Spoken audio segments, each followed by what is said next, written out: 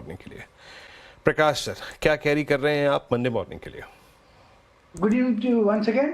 कुछ नहीं कैरी करना चाहिए, वीकेंड बड़ा है, कुछ भी हो सकता है, मार्केट में स्ट्रेंथ है नहीं, बैक डाउन गैप डाउन भी खुल सकता है, कुछ भी हो सकता है, इसलिए no carry forwards, no BTST, no STBT.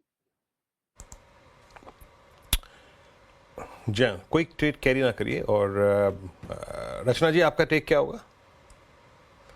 जी, मेरा ट्रेड टीसीएस में रहेगा। टीसीएस को हम एक बार लॉन्ग करने के अटेम्प्ट कर सकते हैं। पिछले 8-10 दिन से ये काउंटर साइडवेज में है और ये इतनी मार्केट में पूरी उथल पुथल होने के बावजूद भी ये साइडवेज पे ही बैठा है। तो मेरे हिसाब से अभी थोड़ा ओवर स्ट्रेचिंग की वजह से भी अगर हमें नेक्स्ट वीक को कोई रिलीफ रैली मिली तो इसमें एक अच्छा मूव आ सकता है। फ्यूचर्स के हिसाब से इसका एसएल होना चाहिए 4220 पे और लॉन्ग करेंगे अभी इसको 4250 पे। तो अपसाइड पे हमारा टारगेट होगा 4300 and 4330। TCS October, BTST buy today sell tomorrow. और इसमें कोई राय नहीं कि देखिए निफ्टी आईटी भले ही सिंक हुआ हो, बट निफ्टी आईटी की आज भी एक इंपॉर्टेंस फील करिएगा, देखिएगा। निफ्टी आईटी का लो आज भी वो है जो 18 सितंबर के स्विंग लो से ऊपर का है। दैट मीन्स वो रेंज जिसका लोअर एज 17 सितंबर से मेंटेन कर रहा है निफ्टी आईटी, वो आज भी नहीं टूटी। और आज का इंट्राडे हाई वही है जो पिछले 3 स्विंग्स का हाई था। ओके, अब 2 ट्रेड्स हो गए। आशीष बहती जी, आप क्या पिक करेंगे? वीरेन जी, टोरेंट फार्मा में खरीदारी की सलाह रहेगी। स्टॉक अपने ऑल टाइम हायर क्लस्टर पे ही क्लोज दे रहा है और जिस हिसाब का स्ट्रेंथ दिखाया इसने लास्ट 2 ट्रेडिंग सेशन में, जहां मार्केट गिरावट में था, इसमें कंटिन्यूसली स्ट्रेंथ बनी हुई थी। तो हमें लग रहा है यहाँ पे अच्छी खरीदारी देखी जा सकती है इन कमिंग वीक में।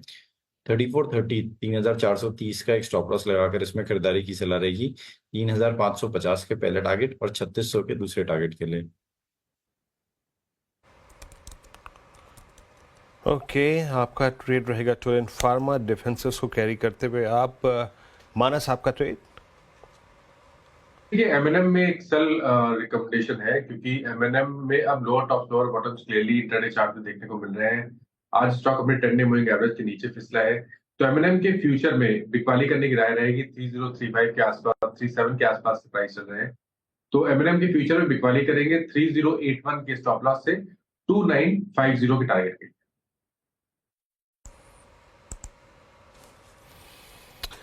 ओके, एमएनएम अक्टूबर फ्यूचर्स सेल टुडे और मंडे मॉर्निंग को इसको बाय करना है। आशीष बहती जी का ट्रेड हो चुका है, मेरे ख्याल से चलते राजेश सतगुरु जी के पास। राजेश जी, आप क्या पिक करेंगे? वीरेन जी, मैं सेल साइड का ट्रेड लूंगा एसआरएफ। मुझे लगता है आज एक सीरियस ब्रेकडाउन हुआ है। 2450 ये इंपॉर्टेंट लेवल था। फिलहाल ये ट्रेड हो रहा है 2365 पे, तो इससे सेल इन एसआरएफ। स्टॉप लॉस हम रखेंगे 2410 का। मेरा इसका जो नेक्स्ट टारगेट रहेगा, मेरे हिसाब से अगर आप सटीक देखें तो 2270 तक का यहाँ पे फॉल मिलेगा। तो कम से कम आप कह सकते हैं कि 100 पॉइंट का फॉल एसआरएफ पे ड्यू है।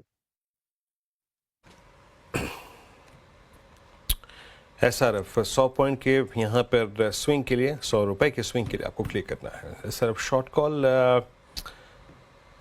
मेरे ख्याल से सारे ट्रेड्स हो चुके हैं यहाँ पे। राजेश अग्रवाल जी के पास चलते हैं अब।